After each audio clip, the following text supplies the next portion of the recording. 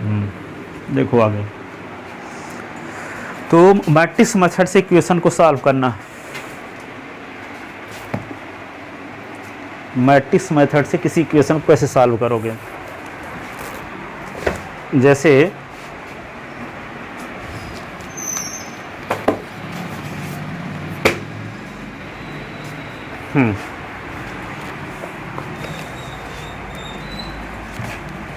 जैसे solve by matrix method. अच्छा, Hindi medium वाले हो, आप व्यूह विधि से हल समीकरण को हल कीजिए। आप व्यूह विधि से हल कीजिए।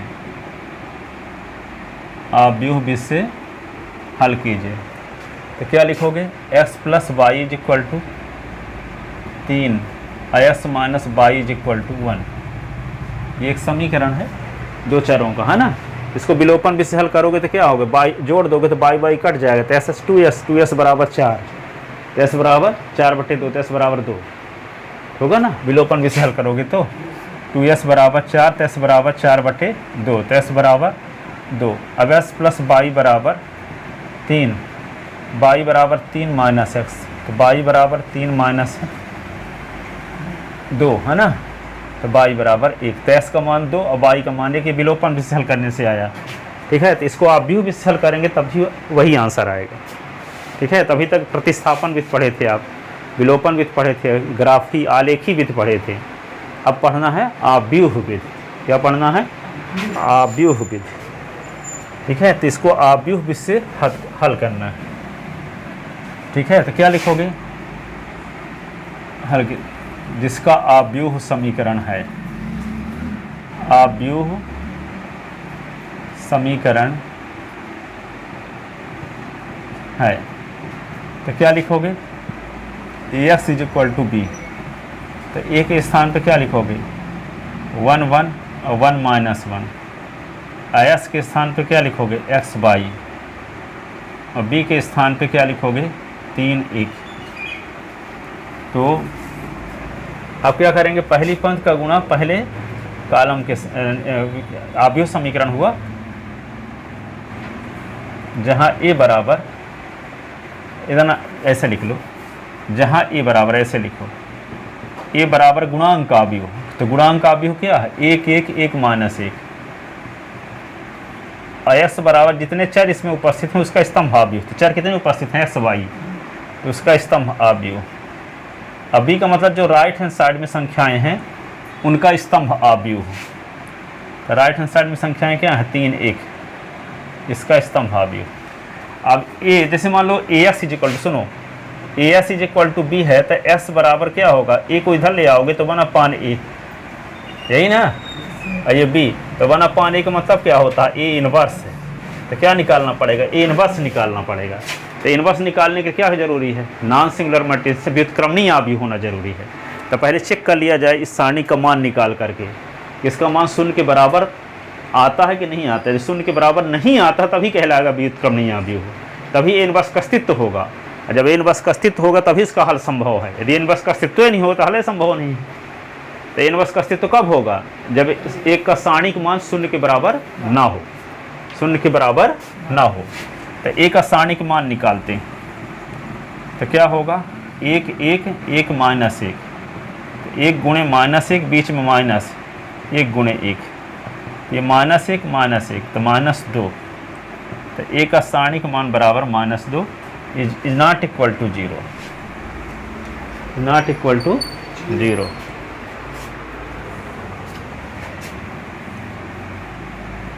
अतः आव्यूह एक व्युत्क्रमणीय आव्यूह है, व्युत्क्रमणीय आव्यूह है, इसलिए a इनवर्स का अस्तित्व होगा, a इनवर्स का अस्तित्व होगा, a इनवर्स का अस्तित्व होगा, इसलिए a इनवर्स का अस्तित्व होगा। तो a इनवर्स निकालने के लिए किसकी ज़रूरत पड़ेगी? एडजॉइंट a की। एडजॉइंट a निकालने के लिए किसकी ज़रूरत पड़ेगी? हर एक अवयव के सहखंड की, हर एक अवयव के शाखंड की। तो क्या निकालो, C11 -1 की पावर 1 + 1 M11, -1 की पावर 2 M11 क्या है, इसको छोड़ दो और इसको छोड़ दो, इसको और इसको छोड़, -1 होगा ना, -1 तो 1 गुणे -1 तो -1। अब C12 तो -1 की पावर 1 + 2 M12, तो -1 की पावर 3 M12 क्या है, पहली पंक्ति के दूसरे अवयव का उप सारणी। तो इसको छोड़ दो, इसको छोड़ दो, तो 1 आएगा। तो -1 गुणे 1 तो -1 होगा। फिर क्या निकालोगे, C21 तो -1 की पावर 2 + 1 M21, तो -1 की पावर 3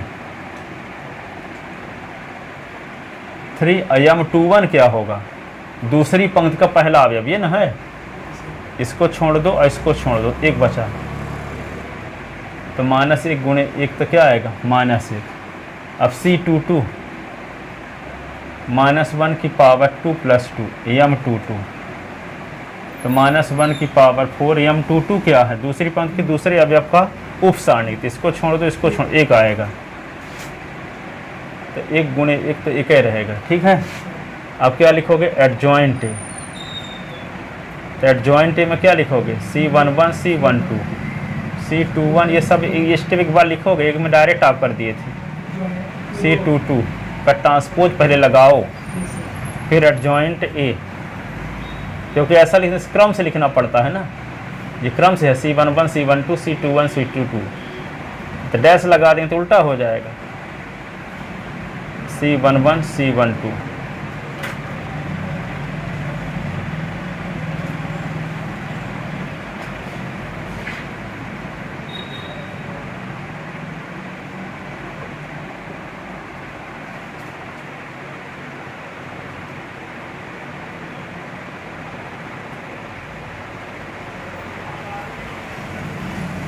एडजॉइंट आ गया। तो A इनवर्स बराबर 1/, सारणी के इंटू एडजॉइंट। सारणी का मान क्या है,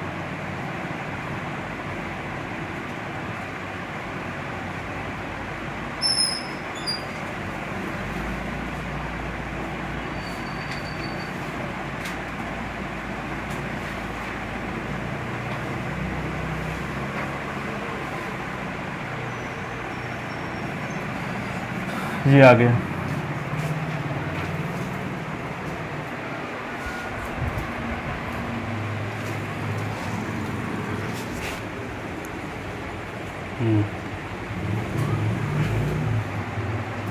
अब देखो, आप भी उस समीकरण को लेकर चलो तो इसका मान निकलेगा। यहाँ इधर का लिखे कुछ,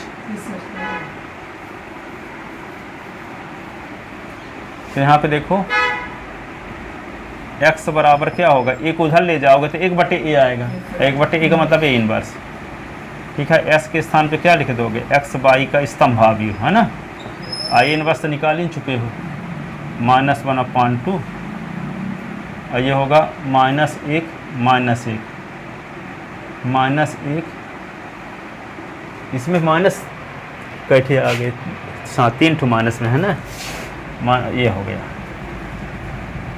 ठीक है। अब b के स्थान पे क्या लिख दोगे, 3(1) ना, 3(1) ये लिखा है, ठीक। अब क्या करेंगे, x y -1/2, पहली पंक्ति का गुणा पहले कॉलम के साथ, तो -1 गुणे 3, -1 गुणे 1, -1 गुणे 3, 1 गुणे 1, x y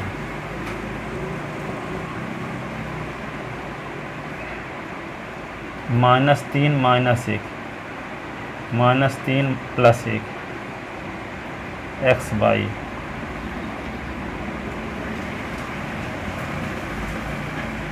-4 -2,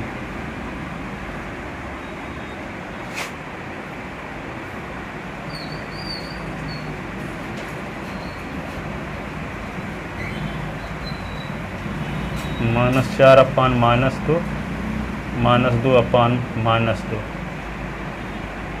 तो एक्स बाई, तो क्या होगा, माइनस माइनस कट गया, यहाँ माइनस माइनस कट गया, 2 दूना 4, 2 एक कम, तो 2 और 1 तुलना कर दो, एस बराबर 2 बाई बराबर 1, ये आंसर है।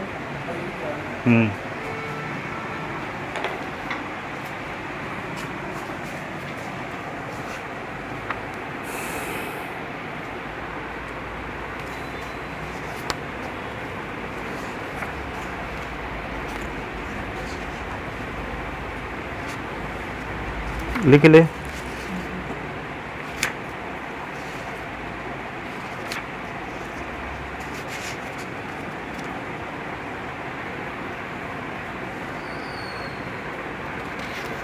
अगला सवाल देखो,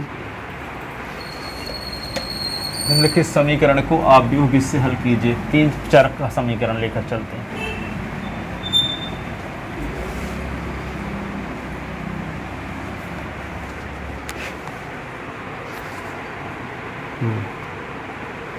एक और देखते हैं, आव्यूह विधि से हल कीजिए। आव्यूह विधि से हल कीजिए।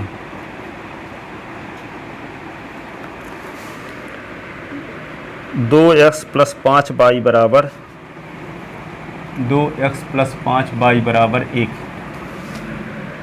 3s प्लस 2 वाई बराबर 7, 3s प्लस 2 वाई बराबर 7। दो चर का ये भी है, जिसका आव्यूह समीकरण, जिसका आव्यूह समीकरण, जिसका आव्यूह समीकरण ax = b, जहाँ a बराबर, जैसे वो सागर जो लड़का आता है ना यहाँ पे, जो कल इंग्लिश मीडियम वाला, उसका 6000 जमा करवाएं 2 महीने का, 30 जून तक पढ़ाएंगे, तो 2 घंटे पढ़ाते हैं सुबह और शाम भी। हाँ, तो यहाँ पे ए का क्या लिखेंगे, 2 और 5, 3 2, x बराबर क्या होगा, x बाई,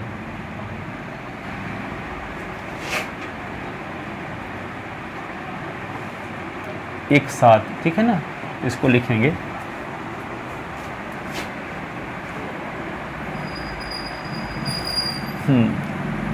गुणांक का भी, तो ए का सारणिक मान क्या होगा,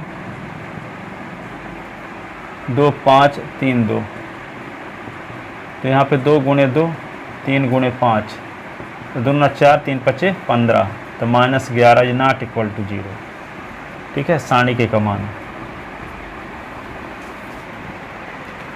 तो इसका मान क्या होगा, 0 के बराबर नहीं है, तो क्या होगा, अव्युत्क्रमणीय आव्यूह है कि नहीं, व्युत्क्रमणीय आव्यूह, अव्युत्क्रमणीय नहीं, व्युत्क्रमणीय, ठीक है। जब सारणी का मान 0 नहीं होता तब व्युत्क्रमणीय कहलाता है। इसको इंग्लिश में बोलते हैं नॉन सिंगुलर, और हिंदी में कहते हैं व्युत्क्रमणीय, ठीक है। सिंगुलर को कहते हैं अव्युत्क्रमणीय, उल्टा नाम है, ठीक है। नॉन सिंगुलर तो व्युत्क्रमणीय, नॉन सिंगुलर तो व्युत्क्रमणीय, सिंगुलर तो अव्युत्क्रमणीय, उल्टा नाम है, ठीक है। देखिए ना, सिंगुलर और नॉन सिंगुलर, और वहाँ व्युत्क्रमणीय और अव्युत्क्रमणीय, तो उल्टा है।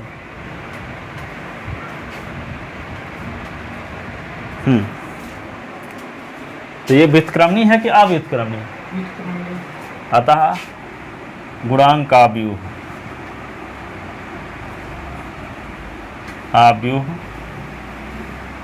व्युत्क्रमणीय आव्यूह,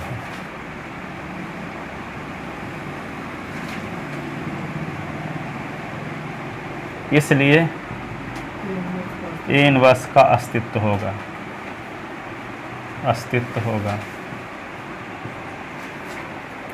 अब ए इनवर्स निकालने के लिए क्या निकालना पड़ेगा, हर एक अवयव का सहखंड, क्या निकालना पड़ेगा, हर एक C11, तो क्या होगा, -1 की पावर 1 + 1 m11, तो -1 की पावर 2 m11 क्या है, ये है पहली पंक्ति का पहला अवयव है ना, इसको छोड़ देंगे, इसको छोड़ देंगे तो 2,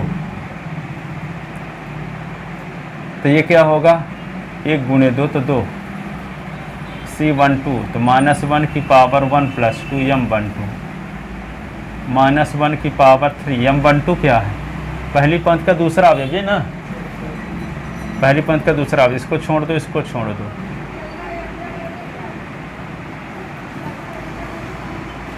-1 गुणे 3 तो -3, ठीक है। अब क्या लिखेंगे C21 तो -1 की पावर 2 + 1 M21, -1 की पावर 3 और 21, इसको छोड़ दो, इसको छोड़ दो, 5 आएगा, -1 × 5 तो क्या होगा -5, और C22 तो -1 की पावर 2 + 2 M22, तो C22 तो -1 की पावर 4, M22 क्या है, इसको छोड़ दो, इसको 2 आएगा, तो C22 तो क्या होगा 1 × 2 तो 2। अब क्या निकालोगे एडजॉइंट ए, एडजॉइंट ए क्या होता है C11 C12 C21 C22 का ट्रांसपोज, तो क्या हो जाएगा, रो को कॉलम में, तो C11 C12 C21 C22, ठीक है। C11 अब इसकी वैल्यू रख दो, C11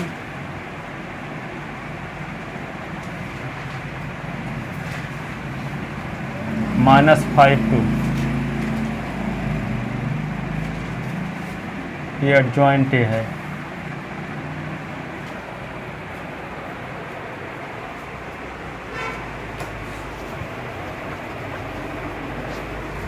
एडजॉइंट ए, ठीक है। अब क्या निकालोगे ए इनवर्स,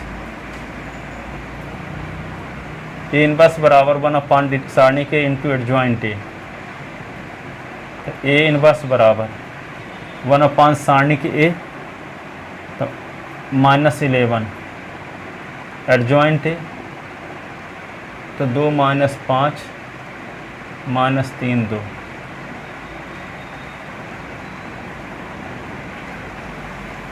ठीक है। अब क्या निकालोगे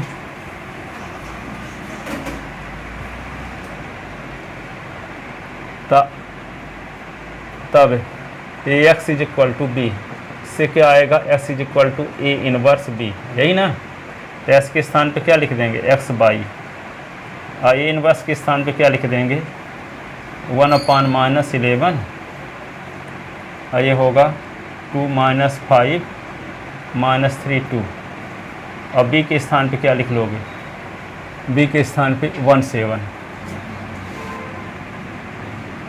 17।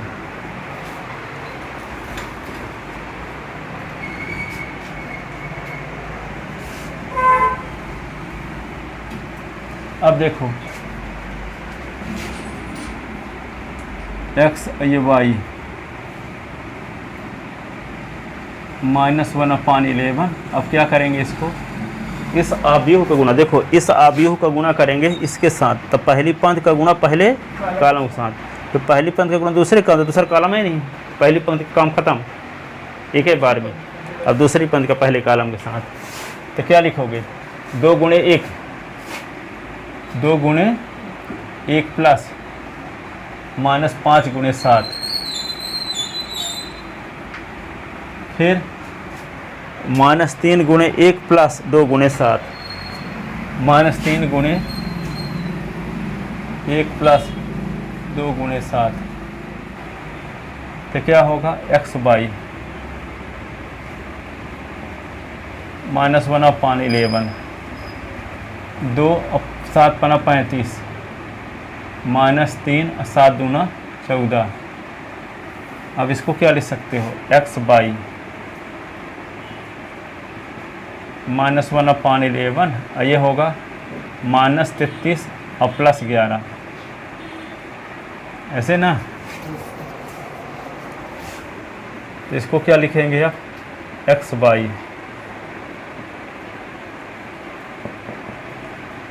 तो -1/11 × -33, -1/11 गुणे 11, तो 11 तिहाई 33, 11 11 हम 1 आ गया है ना।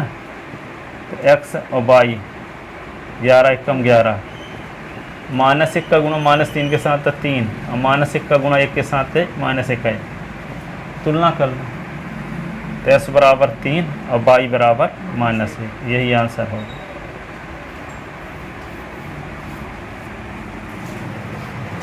ठीक है।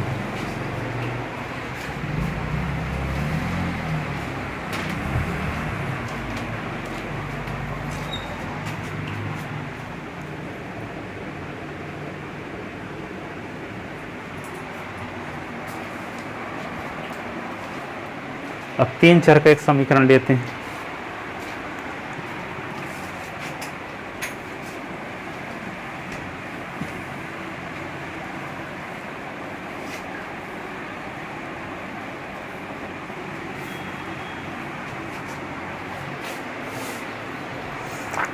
आप व्यूह विधि से हल कीजिए,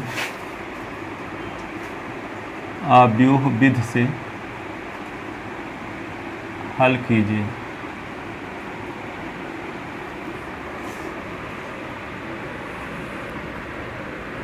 तो जीत आपकी किताब भी वहीं मामा के यहाँ कहाँ रखा है? मेरी लक्ष्मी आ गई सर। हाँ गई, कितने अच्छी वाली है? वो रेड वाली नहीं है, ये दूसरी कलर है, पतला पेज है। है वही सब कुछ लिखा है क्या? दिखाएंगे सर। ब्रांडेशन की कोई कलर नहीं। 3s - 2y + 3z = 0। किसे मंगाए हो? मीशो से हैं? हाँ। 3s - 2y + 3z = 8। ये क्या है कि मीशो लगता है इंडिया का है, और ये अमेजॉन फ्लिपकार्ट अमेरिका की है। ये 108 देशों में काम कर रही है, पूरे विश्व में छाई है ना।